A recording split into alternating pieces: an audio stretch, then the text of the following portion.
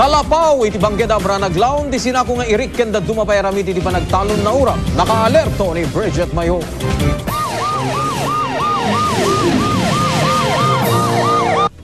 Masaya nga ti manalon ani Robert Teo Galbo iti Anggad Banggedabra kadagiti sanikwana a dimmapu namin pinsan na uram ti Kalapaw napakairamanan ti 10 ket 7 asako ti irik nga apit na ken dagiti ramit iti panagtalon. Iti dimmapu ti amam agi datoy irik ko nga 17 sako nga puro double sak.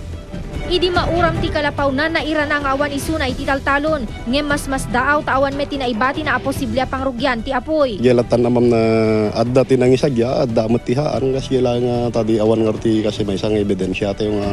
Inimbestigaran ti BFP ken PNP ti pasamak ngem saan pay ama determinar tinangrugyan ti uram. Un bada na da kay porwak sigiryo un ko at tempo tamo na tingat ti taltalon mo dayay. Bridget Mayor nakatutok 24 oras Ilocano.